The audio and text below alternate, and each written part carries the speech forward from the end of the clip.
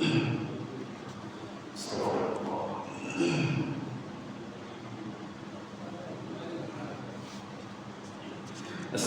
الله ربي من كل ذنب وأتوب إليه لا حول ولا قوة إلا بالله العلي العظيم ربي زدني علما قال رب اشرح لي صدري ويسر لي أمري واحلل عقدة من لساني يفقه قولي إن الحمد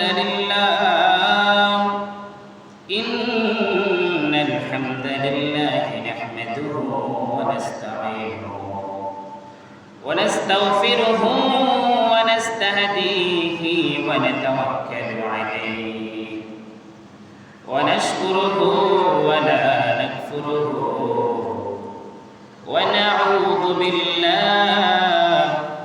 ونعوذ بالله من شرور أنفسنا ومن سيئات أعمالنا من يهده الله فلا مضل له ومن يضلله فلا هادي له ونشهد أن لا إله إلا الله وحده لا شريك له ونشهد أن سيدنا وحبيبنا وبشيرنا ونذيرنا وطبيبنا محمدا عبد الله ورسوله الذي أرسل رسوله بالحق بشيرا ونذيرا وداعيا إلى الله بإذنه وسراجا منيرا أما بعد فقد قال الله تعالى في كلامه المجيد وفي فرقانه الحميد أعوذ بالله من الشيطان الرجيم بسم الله الرحمن الرحيم إن الله وملائكته يصلون على النبي يا أيها الذين آمنوا صلوا عليه وسلموا تسليما اللهم صل على مولانا محمد وعلى آل سيدنا مولانا মন ছুঁয়েছে মদিনা তোরা আমায় বান্দিস না মদিনা যে আসল ঠিকানা মদিনা যে প্রেমের ঠিকানা মন ছুঁয়েছে মদিনা তোরা আমায় বান্দিস না মদিনা যে আসল ঠিকানা মদিনা যে প্রেমের ঠিকানা আল্লাহুম্মা সাল্লি আলা মাওলানা মুহাম্মদ ওয়া আলা আলি সাইয়্যিদিনা মাওলানা উড়িয়া যাও রে বাংলার হাওয়া উড়িয়া যাও রে মদিনা এতিমদের দরদ সালাম পৌঁছাই দিও রওয়াজায় আল্লাহুম্মা সাল্লি আলা মাওলানা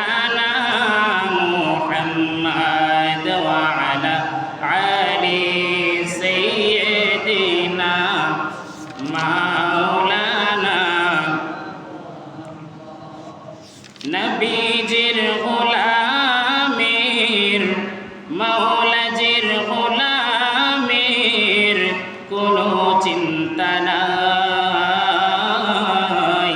কোনো চিন্তা নাই। চলো নবীজির জান্নাতে মদিনাতে যাই, চলো নবীজির জান্নাতে মদিনাতে যাই। আল্লাহুম্মা সাইয়্যিদিনা মাওলানা মুহাম্মদ ওয়া আলা আলি সাইয়্যিদিনা মাওলানা। কেমনে থাকি বাংলাদেশে ছাইরা সোনার মদিনা, না দেখলে প্রাণ বাঁচে না যে, বলেন না হাবিবাল্লাহ। আল্লাহুম্মা সাল্লি আলা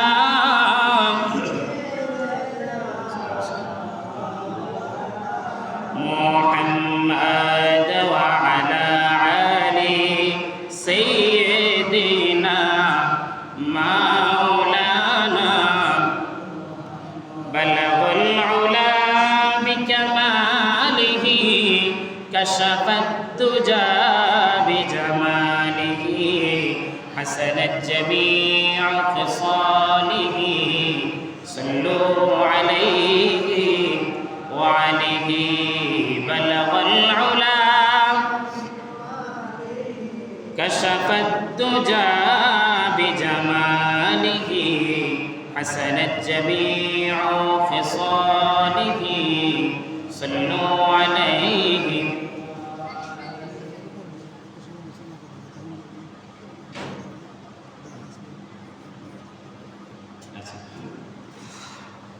আলহামদুলিল্লাহ, সবাই আল্লাহ তাআলার দরবারে শুকরিয়া জ্ঞাপন করছি, বলছি আলহামদুলিল্লাহ। আপনারা সবাই ভালো আছেন? আলহামদুলিল্লাহ। আজকে আমরা ভাগ্যবান, আজকে পবিত্রতম রমাদান মুবারক মাসের তৃতীয় জুমা আদায় করার জন্য আমরা এসেছি, আসতে পেরেছি, এজন্য পড়ছি আলহামদুলিল্লাহ। আমরা সবাই ভাগ্যবান। আমাদের মতো অনেক ভাই অসুস্থ হয়ে হসপিটালের মধ্যে আছে, অসুস্থ হয়ে বাড়ির মধ্যে শুয়ে আছে, ঠিক না? তাহলে আমরা যারা সুস্থ স্বাভাবিকভাবে হেঁটে হেঁটে নিজের শারীরিক মানসিক সব কিছুকে ঠিক রেখে আল্লাহ তাআলার দরবারে আসতে পেরে, এতক্ষণ পর্যন্ত দুরূদ শরীফ পড়তে পেরে আমরা আল্লাহ তাআলার দরবারে হচ্ছে আনন্দিত, নিজেকে ভাগ্যবান বলে মনে করতেছি। আলহামদুলিল্লাহ। আমরা যত বেশি শুকরিয়া জ্ঞাপন করব, যত বেশি আল্লাহ তাআলার প্রশংসা করব, আল্লাহ তাআলা আমাদের নিয়ামত তত বেশি বাড়িয়ে দেবেন। সুবহানাল্লাহ।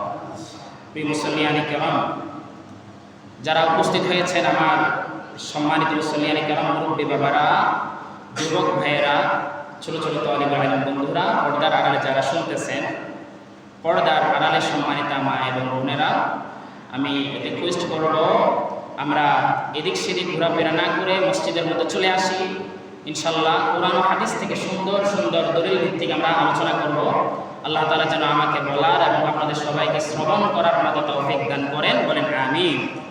আজকে আমরা আল্লাহ তাআলা যদি তৌফিক দেয়, আমরা দুইটি বিষয়ে সংক্ষেপে কথা বলবো ইনশাআল্লাহ। দুইটি বিষয়, একটা হলো রমজানুল মুবারকের ইতিকাফের কি গুরুত্ব, এটা কেন থাকবো, আর আরেকটি বিষয় হলো আমরা যাকাত কেন দিতে হবে, যাকাত দিলে কি উপকার। আমরা এই দুইটা বিষয় ইনশাআল্লাহ আমরা কথা বলবো। আল্লাহ তাআলা যেন তৌফিক দেয়।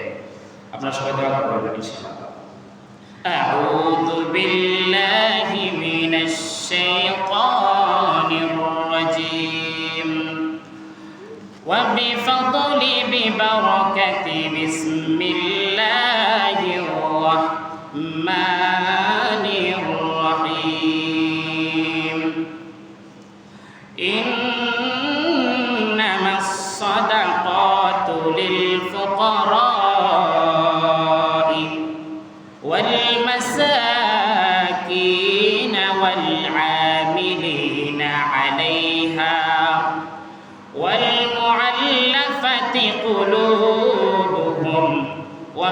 الرقاب والغارمين وفي سبيل الله وابن السبيل فريضة من الله والله عليم حكيم অর্থ বোঝার আগে বলি সুবহানাল্লাহ, আরেকটাবার বলি সুবহানাল্লাহ।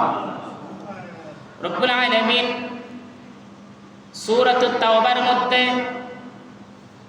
৬০ নম্বর আয়াতের মধ্যে বর্ণনা করলেন, ইন্নামাস সাদাকাতু, ওহে বিশ্বাসী বান্দাগণ, সাদাকাতু, যারা তোমরা দান সাদাকাকে বেশি মানে ভালোবাসো, দান সাদাকা করাকে ভালোবাসো, পছন্দ করো, ওই ঈমানদার ব্যক্তিকে বলা হচ্ছে।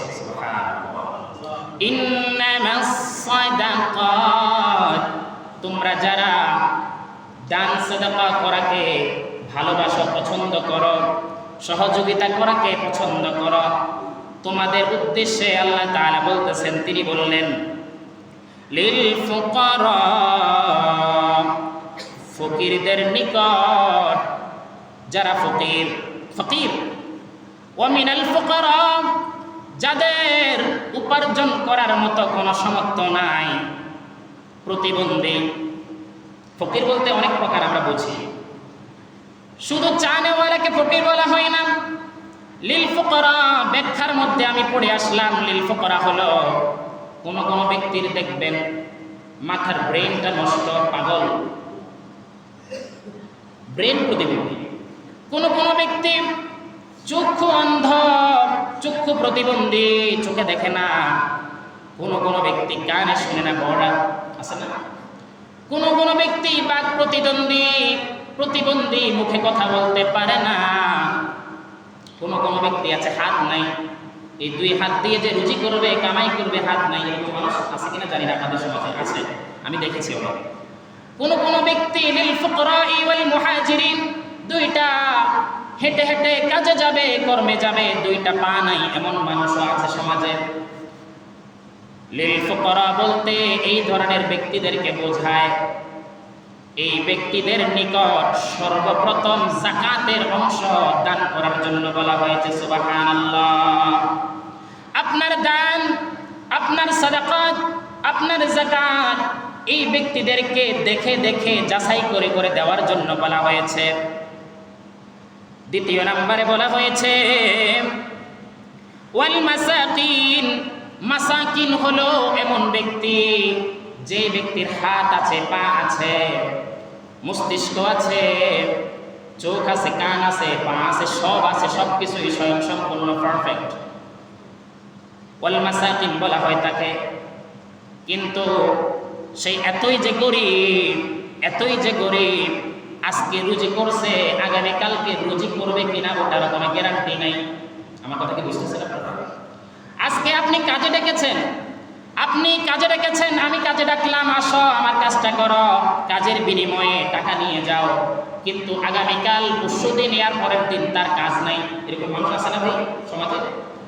একদিন কাজ করেছেন, 3 দিন 4 দিন, 1 সপ্তাহ 3 সপ্তাহ কাজ নাই, বেকার হয়ে আছে, কিন্তু হাত আছে, পা আছে, সব আছে, কিন্তু সে যে কয়দিন কাজ নাই, ওই কয়দিন যে 1 কেজি চাউল কিনে খাবে, সে টাকাটাও তার কাছে নাই। তাকে বলা হয় ওয়াল মাসাকিন। সুবহানাল্লাহ পড়েন। এই ধরনের মাসাকিন ব্যক্তি আমাদের সমাজে যদি থাকে, তাকে ডেকে এনে আমার যাকাতের অংশ থেকে কিছু সাহায্য করা, আমার দান সাদাকা থেকে, ফিতরা থেকে কিছু সাহায্য করা, আমার আল্লাহ সেইখানে বলে দিয়েছেন। তারপরে আসেন 3 নম্বরে, আমার আল্লাহ তাআলা বললেন ওয়াল আমিলিনা আলাইহা ওয়াল মুআল্লাফাতি কুলুবুহুম। চিৎকার করে বলেন সুবহানাল্লাহ। 3 নম্বরে বলেছেন, তোমাদের সমাজের মধ্যে এমন কোন ব্যক্তি যদি থাকে, যে ব্যক্তি আল্লাহকে চিনে না, রসুলকে বুঝে না, কোরআন বুঝে না, ইসলাম বুঝে না, বেদুইন ব্যক্তি, অমুসলিম ব্যক্তি, কিন্তু গরিব। খেয়াল করতেছেন আমার কথা? আল্লাহকে চিনে না, বুঝে না, কোরআন বুঝে না, ইসলাম বুঝে না, অমুসলিম ব্যক্তি, বেদুইন ব্যক্তি, কিন্তু অনেক গরিব। হিন্দুদের মধ্যে কি গরিব নেই? খ্রিস্টানদের মধ্যে গরিব নেই? আছে না? আছে না?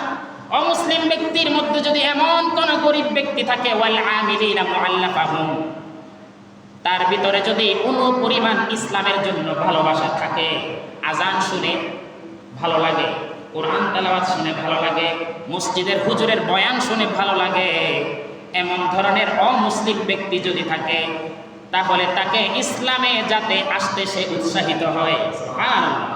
ইসলাম ধর্মে দাখিল হওয়ার জন্য, ইসলাম কবুল করার জন্য সে যাতে উৎসাহিত হয়, আগ্রহ পোষণ করে, তাকে খুঁজে খুঁজে তাকে দান করো, সাদাকা করো, তোমার যাকাতের অংশ তাকেও দিয়ে আসো। সুবহানাল্লাহ। কে বলতেছেন?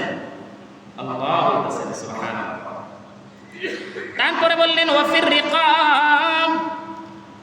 ওয়াফির রিকাব মানে হলো এমন ব্যক্তি, যেই ব্যক্তিকে আপনি আপনার দান, সাদাকা, যাকাতের অর্থ দিয়েছেন, আমিন বলা হয়, আমিল বলা হয়, আমিল।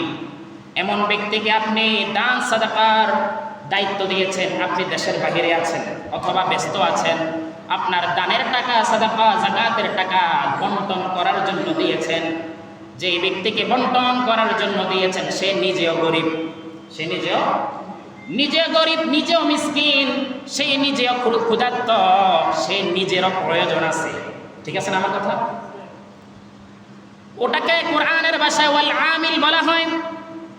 ওয়াল আমিল, সে আপনি যখন তাকে দান করার জন্য কিছু টাকা দিবেন, যাকাতের টাকা, দানের টাকা দিবেন, সর্বপ্রথম 4 নম্বরে তাকে দিতে হবে ভাবা, তোমাকে আমি দায়িত্ব দিলাম অমুক সমাজে, অমুক জায়গায়, অমুক ব্যক্তিকে এই যাকাতের টাকা দিয়ে আসবা, এই দানের টাকা দিয়ে আসবা, কিন্তু তার আগে তোমার হক তুমি বুঝে নাও। সুবহানাল্লাহ। যদি তাকে দেওয়া না হয়, সে নিজে ক্ষুধার্ত, যাকাত প্রাপ্ত, সে নিজে দান সাদাকা প্রাপ্ত হকদার ব্যক্তি, গরিব ব্যক্তি, মিসকিন ব্যক্তি, আপনি তাকে না দিয়ে তাকে দায়িত্ব দিয়েছেন অন্য ব্যক্তিকে দেওয়ার জন্য, সে কি করবে? আপনার আমানত আর ঠিক রাখতে পারবে না। কেন পারবে না? কারণ তার নিজের পকেটও খালি, তার নিজেরও ক্ষুধা আছে, যাকাতের প্রয়োজন তার নিজেরও আছে। ঠিক আছে না ভাই? সেই জন্য 4 নম্বরে ওই ব্যক্তিকে আপনি কিছু টাকা যাকাত থেকে হোক, দান থেকে হোক, সাদাকাত থেকে হোক, কিছু টাকা তাকে সামর্থ্য অনুযায়ী দিয়ে এবং বাকি টাকাগুলো তাকে দায়িত্ব দিবেন, আপনি বন্টন করে দেন বিশ্বাস অনুযায়ী, হিকমত অনুযায়ী। বলেন না সুবহানাল্লাহ। তারপরে বলা হয়েছে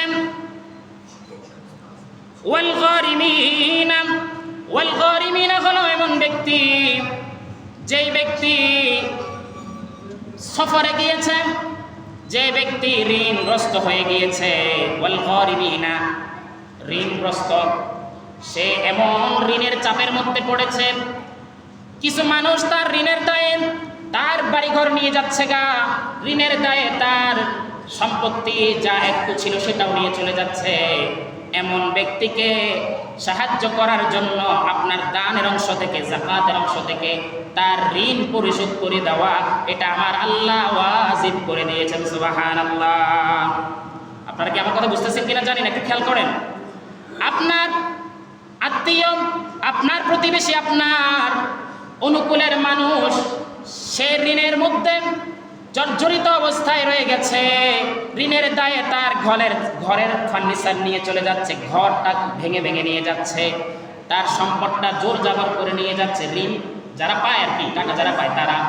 তখন আপনার আর আমার উচিত আল্লাহর এই আদেশ অনুযায়ী ওয়ার রিকাবি, তার ঋণটা আমরা যারা যাকাত দিতে পারবো, আমরা যারা দান সাদাকা করতে পারবো, দায়িত্ব নিয়ে তার ঋণটাকে পরিশোধ করে দেওয়া ফি সাবিলিল্লাহ, আল্লাহর খুশির জন্য। আমার আল্লাহ খুশি হয়ে যাবে, আমাদের একটা ওয়াজিব আদায় হয়ে যাবে। সুবহানাল্লাহ, সুবহানাল্লাহ। তারপরে বললেন ওয়াল গারিমিনার পরে বললেন ওয়া ফি সাবিলিল্লাহ। ওয়া ফি সাবিলিল্লাহ হলো আল্লাহর রাস্তায় যারা যুদ্ধ করতে চায়, আল্লাহর রাস্তায় যারা দান সাদাকা করতে চায়, আল্লাহর রাস্তায় যারা সফরে বের হয়, ওই ব্যক্তিদেরকে সহযোগিতা করা, ওই ব্যক্তিদেরকে দান করা, আপনার যাকাতের অর্থ থেকে ওই ব্যক্তিদেরকে দান করা, আমাদের সমাজে যদি এমন কোন ব্যক্তি আজকেও সে যদি বলে পৃথিবীর এমন স্থানে ইসলামের পক্ষে আমি যুদ্ধ করার জন্য যাব, অথবা আমরা একদল যুবক ব্যক্তি যুদ্ধ করার জন্য যাব, যুদ্ধের জন্য কিছু সামগ্রী প্রয়োজন, যুদ্ধের সরঞ্জাম প্রয়োজন, আমাদের আসা যাওয়ার বিমান ভাড়া বা গাড়ি ভাড়া প্রয়োজন, যুদ্ধ ইসলামের পক্ষে যুদ্ধ করার জন্য ফি সাবিলিল্লাহি আমওয়াত আমাদের টাকার প্রয়োজন। কোনো ব্যক্তি যদি আসি আপনাকে ইসলামের পক্ষে যুদ্ধের কথা বলা হয়, সফরের কথা বলা হয় বলে, তাহলে আমার আর আপনার দায়িত্ব হবে সমাজে যারা জাকাত দেওয়ার মতো সমর্থবান পুরুষ ব্যক্তি তাদের থেকে জাকাত উত্তোলন করে ওই ব্যক্তিদের হাতে টাকাগুলি দিয়ে দেওয়া, দান সাদাকার জাকাতের টাকাগুলি দিয়ে দেওয়া। এই জন্যে বাবা আমরা তো যেতে পারতেছি না, অমুক ইহুদিরা মুসলমানদেরকে হত্যা করতেছে, আমরা দেখতেছি, চোখের পানি ফেলতেছি, কিন্তু যে মুসলমানদেরকে খাবার দিতে পারতেছি না, মুসলমানদের পক্ষে ইসলামের পক্ষে যুদ্ধ করতে পারতেছি না। সুতরাং তোমার যেই তো সুযোগ হয়েছে, যাওয়ার মতো তোমার নিয়ত হয়েছে, ঠিক আছে, তোমাকে এবং তোমার দলকে আমি ফি সাবিলিল্লাহি আমওয়াত আমি আমার দান এবং যাকাত অংশ থেকে আল্লাহর খুশির জন্য ইসলামের পক্ষে কাজ করার জন্য তোমাকে আমি এই যাকাত দান করলাম, এই টাকাটা দান করলাম। বলেন সুবহানাল্লাহ। তাহলে আমরা আজকে শিখব যাকাত। যাকাত হলো ধনীরা দিবে, গরিবরা পাবে। যাকাত আসলে কি? যাকাত হলো এমন একটি বিধান যেটা হলো ইসলামিক পরিভাষায় ফরজে আইনের নিচে, খেয়াল করেন, ফরজে আইনের নিচে সুন্নতে মুআক্কাদা ওয়া কিফায়া। একটু খেয়াল করেন প্রিয় ভাইয়েরা, ফরজে আইনের নিচে, যেটা ফরজের নিচে সবচেয়ে গুরুত্বপূর্ণ ওয়াজিব, ওটার সাথে সংশ্লিষ্ট একটা অধ্যায়, সেটা হলো কি সুন্নতে মুআক্কাদা এবং কিফায়া। তার মানে এই যাকাত যে ব্যক্তি স্বেচ্ছায় দিবে না, তাকে সমাজবাসী বিরক্ত করতে হবে, চাইতে হবে, করতে হবে, ওই ব্যক্তির সম্পদ আল্লাহর দরবারে হালাল হবে না। বলেন নাউযুবিল্লাহ। তাহলে যাকাত জিনিসটা কি? এটা আমরা স্বেচ্ছায় দিতে হবে। আমি চিন্তা করতে হবে আমার কাছে যাকাত দেওয়ার মতো, হজ করার মতো, আমার কাছে কোরবানি দেওয়ার মতো অর্থ হয়েছে কিনা, যাকাত দেওয়ার মতো অর্থ হয়েছে কিনা, ওই পরিমাণের স্বর্ণ, ওই পরিমাণের রৌপ্য, ওই পরিমাণের ফার্নিচার, ওই পরিমাণের টাকা, ওই পরিমাণের ব্যবসা, ওই পরিমাণের কৃষি জমি, ওই পরিমাণের যে কোনো কিছু আমার কাছে হয়েছে কিনা। যদি হয়ে থাকে, যেই বছরের যেই তারিখ থেকে হবে, ওই বছরের ওই তারিখ থেকে আমি যাকাত দিয়ে দিতে হবে 2.5% করে। কত পার্সেন্ট করে? 2.5% করে দিয়ে দিতে হবে। এই যে এই আয়াতের মধ্যে আছে সূরাতুত তাওবার 60 নম্বর আয়াতের মধ্যে একবারে ব্যাখ্যা বিশ্লেষণ করে দেওয়া আছে, চাইলে আপনারা পড়ে নিতে পারেন। ঠিক আছে, বলেন ইনশাআল্লাহ। তাহলে যাকাত যারা ধনী তারা দিবে, আর যারা গরিব তারা গ্রহণ করবে। কিন্তু কথা আছে, যাকাত দেওয়ার সময় মাইকে অ্যানাউন্স করে জামা কাপড়ের মতো, মুড়ি বিস্কিটের মতো আছে না, এই ধরনের নির্লজ্জ সিস্টেমে যাকাত দেওয়া ইসলামে হারাম হারাম হারাম, এটা নিষেধ। কেন জানেন? কারণ যাকাত প্রতি বছরে আপনার সামর্থ্য অনুযায়ী একজন ব্যক্তি অথবা একাধিক ব্যক্তিকে আপনি স্বাবলম্বী করে দিতে হবে। বলেন না সুবহানাল্লাহ। প্রতি বছরে একজন অথবা একাধিক আপনার সামর্থ্য অনুযায়ী আপনি তাকে করে দিতে হবে, সামর্থ্যবান করে দিতে হবে। সে যাতে কারো কাছে খাবারের জন্য হাত পাততে না হয়, সে যাতে টাকার জন্য কারো কাছে ছোট হতে না হয়, সে যাতে নিজের কর্মের জন্য কারো কাছে ছোট হতে না হয়। এটা হলো আপনার অধিকার। এই অধিকার দিয়েছেন স্বয়ং আল্লাহ। তাহলে আমরা আজকে শিখলাম যাকাত কোনো দান নয়, যাকাত কোনো সাদাকা নয়। যাকাত হলো এমন একটি বিধান, সেটা আমাকে দিতেই হবে। যদি আমি অর্থ বছরের মধ্যে অমুক মাসের অমুক তারিখে যদি ধনী হই, যাকাত দেওয়ার মতো যদি সমর্থবান হয়ে যায়, তাহলে আমাকে যাকাত দিতে হবে। যাকাতের জন্য কোনো মসজিদের ইমাম যাবে না, মুয়াজ্জিন যাবে না, খাদেম যাবে না, মসজিদ কমিটি যাবে না। কেন যাবে? আপনি নিজের দায়িত্ব যাকাত আপনি আদায় করবেন, খুঁজে খুঁজে আদায় করবেন। আপনার প্রতিবেশী, আপনার পরিবার, আপনার আত্মীয় বা আপনার অনুকূলের মধ্যে কোন ব্যক্তি যাকাত পাওয়ার মতো ব্যক্তি রয়েছে, গ্রহণ করার মতো ব্যক্তি রয়েছে, তাকে যাকাত দেবেন। যাকাত দেওয়া মানে করুণা নয়, যাকাত দেওয়া মানে হলো আপনি তাকে আল্লাহর হক আদায় করে দেওয়া, সুবহানাল্লাহ করেন। যেমন খেয়াল করেন, আমার সন্তান, আমার স্ত্রী, আমার মা, আমার বাবা, আমার পরিবারের কি প্রয়োজন, কি প্রয়োজন আমি নিজে তালাশ করি, খুঁজি। আমি নিজে তালাশ করি তোমার কি প্রয়োজন, হ্যাঁ তোমার কি প্রয়োজন, কি টাকা প্রয়োজন, খাবার প্রয়োজন, নাকি পোশাক প্রয়োজন, আমি নিজে জিজ্ঞেস করি না? আপনারা কি করেন না? মা বাবাকে, স্ত্রীকে, সন্তানদেরকে তো করেন না? এই যাকাতের নিয়মও সেম এরকম। আপনি নিজে জিজ্ঞেস করবেন, সমাজের মধ্যে যারা গুরুত্বপূর্ণ ব্যক্তি রয়েছে আপনার কাছে যদি জাকাত দেওয়ার মতো ওই সমর্থ হয়ে যায়, আপনি জিজ্ঞেস করবেন, বাবা আমি তো জানি না কোন ব্যক্তি জাকাত পাওয়ার মতো, হ্যাঁ ব্যক্তি, আমি তো জানি না, আমাকে একটু যদি দেখাই দাও, আমি তার কাছে যাব, তাকে বোঝাবো আমার জাকাত সে নিয়ে সেই জন্য স্বাবলম্বী হয় এবং আমি যেন আল্লাহর জাহান্নামের আযাব থেকে বাঁচতে পারি। বলেন না সুবহানাল্লাহ। জাকাত এমন একটি বিধান, কুরআনুল কারীমের সূরাতুল বাকারার 43 নম্বর আয়াতের মধ্যে আমার আল্লাহ তাআলা বললেন, আউযু বিল্লাহি মিনাশ শাইতানির রাজীম, বিসমিল্লাহির রাহমানির রহিম, ওয়া আকিমুস সালাত ওয়া আতুজ যাকাত ওয়ারকাউ মা'আর রাকিঈন। বলেন না সুবহানাল্লাহ। ওয়া আতুজ যাকাত। কুরআনুল কারীমের মধ্যে আপনারা পড়িয়েন, আমি পড়েছি আলহামদুলিল্লাহ 82 থেকে মতান্তরে আরো বেশি হতে পারে, জাস্ট 82টা আমি পেয়েছি, হয়তো খুঁজলে আরো পাওয়া যাবে। নামাজ এবং যাকাত, নামাজ এবং যাকাত 82টি আয়াত আছে, সুবহানাল্লাহ বলেন। একটা দুইটা নয় ভাই, 82টি আয়াত কুরআনুল কারীমের মধ্যে। তার মানে আমি চিন্তা করলাম যদি আরো পড়ি, আরো খুঁজি, আরো পাওয়া যাবে। যাকাতকে এবং নামাজকে এত বেশি গুরুত্ব দেওয়া হয়েছে। যাকাত হলো ইসলামের 3য় নাম্বার স্তর। এখন আমরা কি করি জানেন? আমরা বলি যে নামাজ, রোজা, হজ, যাকাত। তার মানে আমরা যাকাতটাকেও 4 নাম্বারে নিয়ে গেছি গা, দেওয়ার ভয় আর কি, খারাপভাবে নিয়েন না। এটা আমি পড়ে এসেছি। যাকাত হলো কত নাম্বার? 3 নাম্বার স্তর। সর্বপ্রথম কি? নামাজ। এই যে ওয়া আকিমুস সালাত, নামাজ পড়ো এবং দাওয়াত দাও। এটার অর্থ কি? তুমি নিজেও নামাজ পড়ো এবং দাওয়াত দাও পরিবারকে, প্রতিবেশীকে, আত্মীয়কে, সমাজকে, রাষ্ট্রকে, সবাই মিলে মিশে জামাতে আমার আল্লাহকে ডাকো, আল্লাহর কুদরতি পায়ে সবাই মিলে মিশে একসাথে সিজদা করো। এটার নামে হলো ওয়া আকিমুস সালাত। বলেন না সুবহানাল্লাহ। আমরা তো বুঝি না, আমরা মনে করি নামাজ ঘরে পড়লেই তো হচ্ছে, রাস্তায় পড়লে তো হচ্ছে না। আসলে নামাজটা সৃষ্টি হয়েছে জামাতের মাধ্যমে। সুবহানাল্লাহ। জামাত যত বেশি বড় হবে, নামাজের জামাত যত বেশি বড় হবে, মুসল্লি যত বেশি বাড়বে, আমার আল্লাহর দরবারে ওই নামাজ তত বেশি কবুল হবে, তত তাড়াতাড়ি কবুল হয়ে যাবে। এজন্য ওয়া আকিমুস সালাত, নামাজ পড়ো এবং নামাজের দাওয়াত দাও। এটার অর্থ হলো আপনি নামাজ একা পড়বেন না, সবাইকে মিলেমিশে পড়বেন। যখন আপনি মসজিদে আসতে পারবেন না কোনো কারণে, তখন আপনার পরিবারে স্ত্রী, মা, বাবা, সন্তান সবাইকে মিলে ঘরের মধ্যে জামাত করার জন্য এটাও আমার রাসূল আদেশ করেছেন। সুবহানাল্লাহ। শুধু কি তাই? যেখানে গেছেন আপনি, আপনার কর্মস্থলে গিয়েছেন, আপনার অনেক বন্ধু আছে, সহপাঠী আছে, সহচর আছে, আপনার আজান হয়ে গিয়েছে, এমন টাইমে আপনার নামাজ পড়তে তো হবে, মুসলমান ফরজ আইন।